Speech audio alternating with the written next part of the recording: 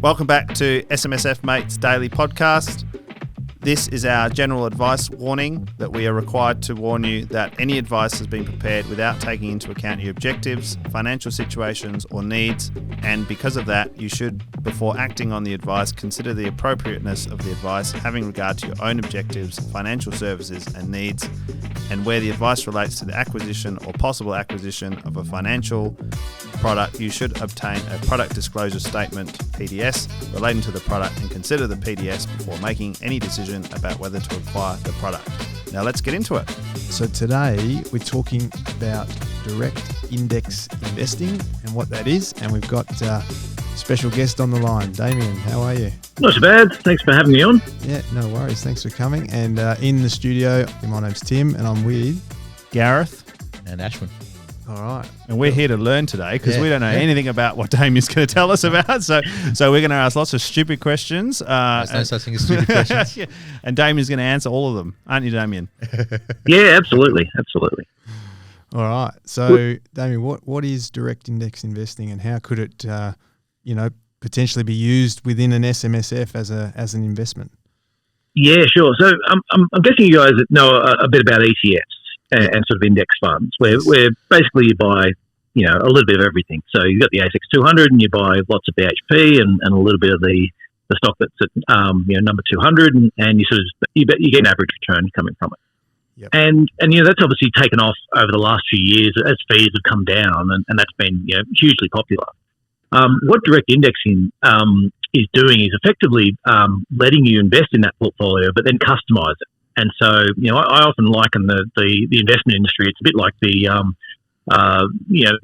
old car industry in terms of saying, you can, if you want to go with a managed fund or or with somebody who's doing active investment, you basically can have any colour you want as long as it's black. You basically get exactly what they're giving. Or you can turn around yourself and say, okay, I want to, I just don't want anything to do with carbon in my portfolio. Is saying, well, you can go and build it all yourself, from scratch. Here's all the parts, and there's nothing really. There hasn't really been anything in between, and that's what we're trying to provide with direct indexing. Is this ability to say, take a portfolio that somebody else has put together that has been built well and got all the characteristics you're looking for, and then just make a few tweaks. So, Damien, in the car analogy, did I understand you right? So, if I want to pick the ASX 200, but I don't want Rio or Woodside or BHP in there, then I can have the ASX 197. So the products we have right now is we've got an ASX 25 and a global 100. It's a global 40 product, sorry. And so which is similar to those types of ones. So we're basically the top 25 stocks in Australia, and you can you don't want Rio in it, you can knock Rio out. Yeah, right. And so we've got 50 different screens we run, and Australia is probably. The companies in Australia tend to be a bit simpler and a bit sort of more involved in just particular indices, but or businesses. But once you get into some of the global stocks, it can get pretty wild in terms of what all the different permutations and combinations. And part of this came because we look at some ethical funds, and we'd have people go, well, I feel strongly about climate change. I want to do something in my portfolio about climate change, for example. And then they'd say, okay, well, I'm going with an ethical fund. Just a minute, I don't have drinking in there. I don't get any alcohol. I don't get any smoking. I don't want to get any gambling. That's really my favourite pastime. So I don't want to, I don't want to avoid. I don't want to have to avoid everything. Or all of a sudden, I'm not buying any companies involved in the manufacture of meat because I've decided I don't want carbon in my portfolio. It's like you say, no, I wasn't signing up for that. It's not sort of a. I don't want to be all in on the green, but there are some certain elements that I'd like to sort of kick out of my portfolio. And Damien, can you sort of tailor the ratio of those? Can you say, well, in your ASX 100, I don't want these three stocks, but I want to go really strong on these three, or is it even? Look, we've got some ones we're doing. So we're sort of in our first generation of this in Australia. So this is the portfolios we're running. Where we can add in extra stocks into it, yes. We can, and we've got, as I said, 50 different screens that sort of range from things like, let's say war is a good example. Is saying, well, do you want to knock out anything to do with war? And so that'll knock out, like, say, Boeing or things like that. Or do you just want to get rid of the worst of? So we try and put a few different flavors in it. That's sort of our version one. As we develop this product going forward, that's absolutely the type of stuff we do want to add in, where we can start saying, well, it's one thing people can come to us right now and say, okay, I want a global portfolio and can I have some extra Microsoft and Apple and a little bit of Tesla. But what we'd actually like to do is start, as time goes on, we'll add more features where we can actually say, well, let's give you a basket of those. So you don't actually have to tell us exactly the stocks. We can manage that basket of, a few extra tech stocks or something to do with batteries or something like that. And so I guess the real benefit for someone trying to manage their self-managed super fund is probably a reduction in, time, compliance, reporting, because I can kind of give you a rough cut, I can get 80% of what I want without having to go through and pick those 50 stocks individually, put in buy orders, manage them, so on, so on, so on. Is that really kind of the main benefit? Exactly. Yeah. And we sort of, our company name's Nucleus, and the idea behind that was that that's sort of the core of your portfolio is you can say, okay, well, look, I want to run my SMSF. Do I want to go out and have to buy 50 or 60 stocks? Or actually, I'm happy to have somebody else, have an index for a lot of that. And then I'll go and pick out the 5 or 6 stocks that I really like and I've really got a strong feeling around and sort of surround that sort of nucleus or core of your portfolio with some of your favourite stocks, rather than feeling like I've actually got to go out now. I've got a self-managed fund because I wanted to take a bet on some things I know about, but all of a sudden you're also in charge of diversifying your entire portfolio and having to do all these other things. You might not, the less fun parts, I guess, of investing, but still very important is to manage that diversify. And are there minimum entry requirements? Do you need minimum 50 grand, 100 grand? What's the sort of entry points for most people? For these ones, yeah. So we start from $10,000, and then working your way up from there. So we do have, and it depends upon which portfolios you want to jump in. So the Aussie one we can, and the government bond ladder. That we'll have one sort of for government bonds, which is similar type of thing. So that's obviously got some lower investment amounts, and the Aussie as well. The global, at the moment, we've got a minimum of 40,000 to invest in that one. Yeah, but so it sounds quite accessible. It's not specifically aimed at sophisticated investors with $500,000 in super. Anyone can have a relatively smallish parcel. Yeah, absolutely. And with buying an ASX 100, a set of stocks with 10 grand can be quite difficult because you've got minimum, entry requirements. Yeah, that's right. And we do, we run some, so we run all the trading sort of in the background, and we group together people's trades. And so the Aussie trades cost, 89 cents a trade plus 0.05%. So they're all very cheap trades done at sort of, institutional trading costs. So you get to sort of benefit from those. And we do monitor, sizes. We do all that for you in the background in terms of saying, well, we're not going to go out and, if you deposit $100 into the account, and we're going to go out and buy $5 worth of shares for you and have that cost, $1 of trade. So you've lost 20%. We'll sort of say, okay, no, we need to make sure you're trading, reasonable amounts. And so, so all that sort of gets done for you in the background and reinvesting dividends. No doubt you charge millions of dollars for this service. Yeah, we wish. So this started, I actually run active funds as well. So the active funds we charge a bit more for, but the passive, we sort of set these up, quite large active funds that we're running, and our clients love the features of being able to go and choose their own, because ethics is it's not a science, it's people's own opinions about what they like and don't like. And so for these passive ones, where the direct indexing ones, where all we're doing is buying the index, we charge 11 basis points for the bond funds and 17 basis points for the equity funds. That's for the investment side of it. And then there is a management a fee that goes to most of our clients go into premium, which charges 33 basis points. Starts at 33 and then goes down to 0 once you've got over $1 million. Depending on volume. So they sort of, depending on the size. So, it's sort of, I guess you think about the starting, say, for an equity portfolio from around about 0.5%, and it can go down to, 0.2% if you've got lots and lots in the strategy. Yeah, interesting.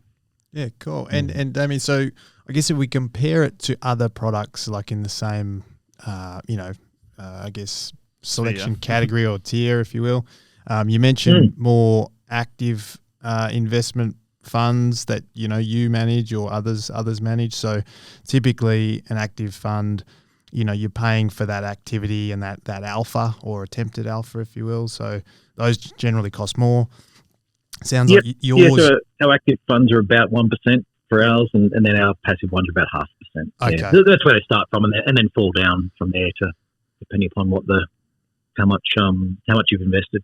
Yeah, cool. So really, it's kind of it sounds to me like you're getting all the cost benefits, like the operational cost benefits of an ETF, but the ability to customize it and perhaps add a bit more flavor of your own sort of flavor to each one. Absolutely. Yeah. Okay.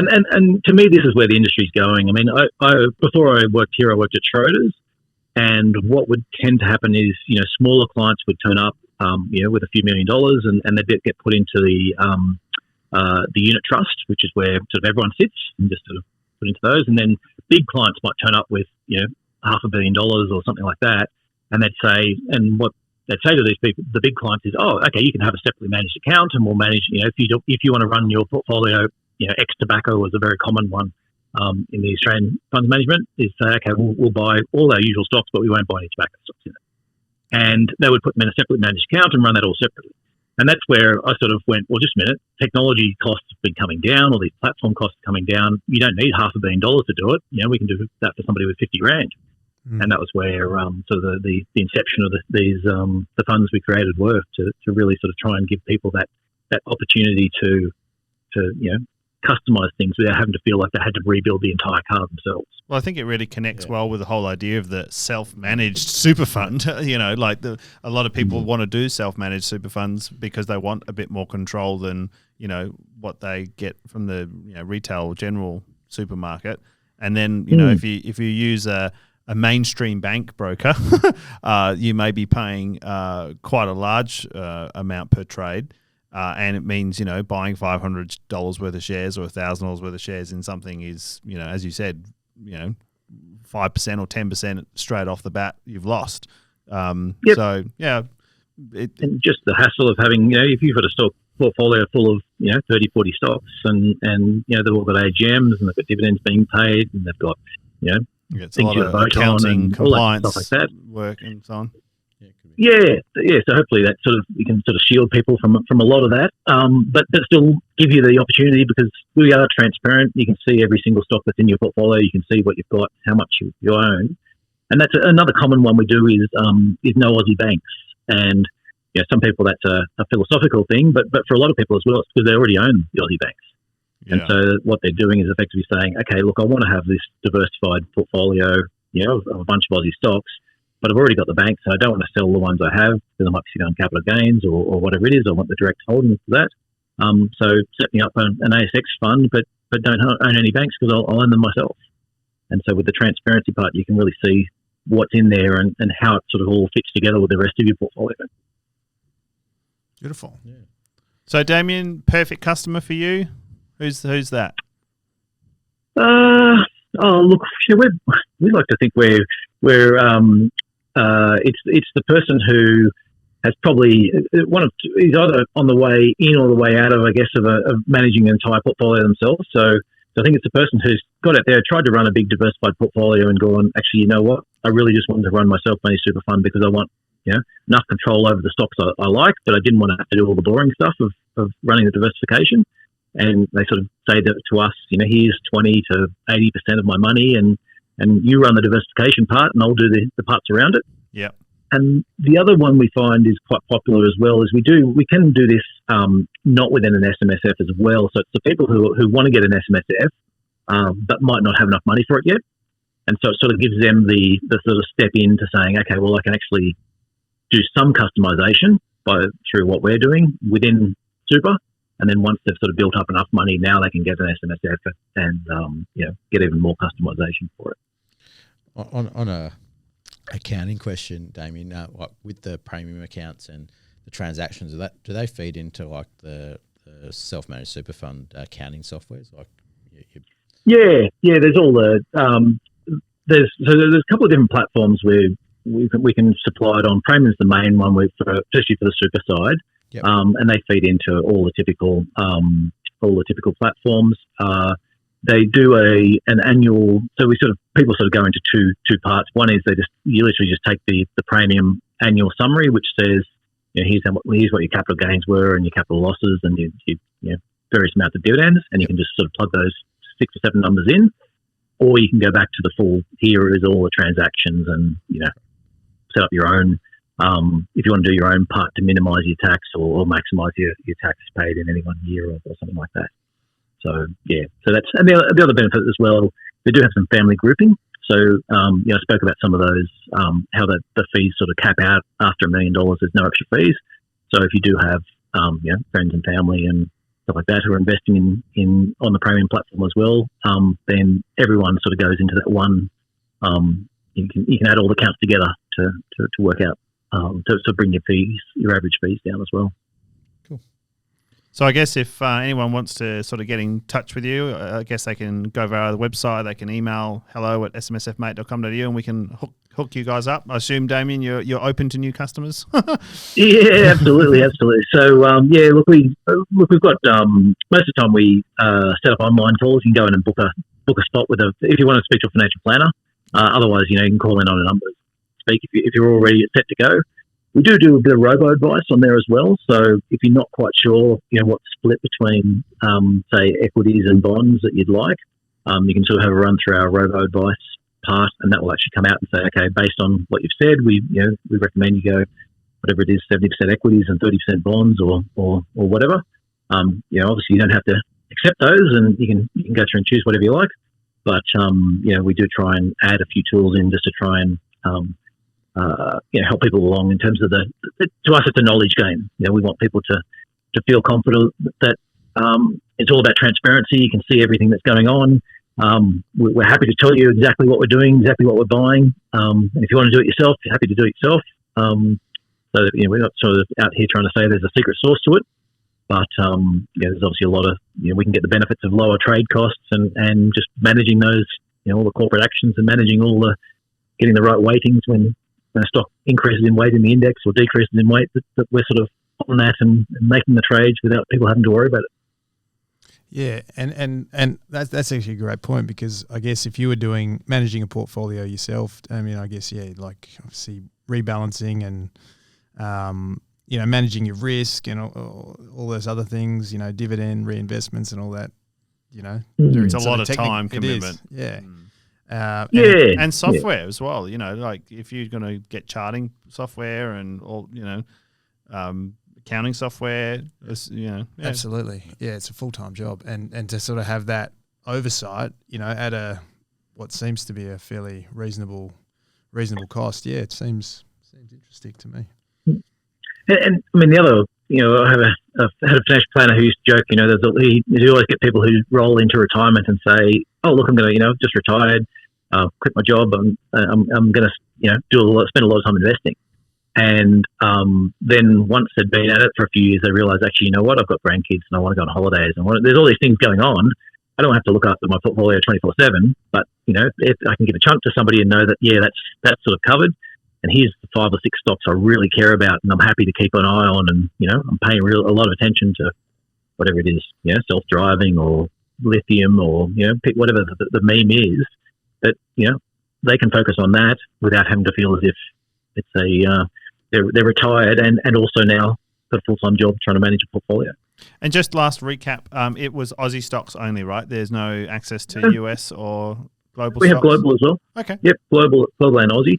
The trades are a little bit more expensive. They start from $2.70 on the global trades. So, but it's still not.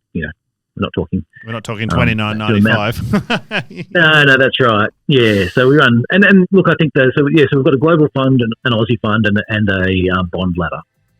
And so and the government bond ladder is effectively, pretty much 12 bonds, but then one of them rolls off and we just stick it on the other end. So we're not trying to manage not trying to go long bonds or short bonds or whatever. It's just saying here's a simple bond fund that you can sit in there and it just runs. Easy to buy in and buy out, and you can see all the direct holdings again of everything that's in your portfolio and what they do. Very interesting. Thanks a lot, Damien. I think this is a great thing for SMSF listeners to weigh up when they're looking at alternatives or as part of their portfolio mix. I think it's a great idea and great concept you've come up with. Yeah, I think so. I mean, certainly overseas it's starting to take off, and we're the sort of first up and running in Australia. Well, that's classic And, Australia. If it that's happened right. 20 years ago, it is now happening today. Yeah, but look, I'm pretty sure we won't be the last. I mean, people do like to customise things. I think that's why SMSFs are so popular in their own right. Thank you. So hopefully we'll see this whole industry will grow. Thanks, Damien. Awesome. Thanks, Damien. And now, by the time this episode is up on our website, now we should have a bit of an article, bit of a write-up from yourself. So we'll have all the, I guess, technical information there, and also your details if people want to get in touch. So check that article out on our website, and we'll go from there. Excellent. Sounds good, guys. Thank you for joining us once again. If you're interested in our waffle about self-managed super funds, feel free to join us on smsfmate.com.au or search SMSF Mate in Spotify.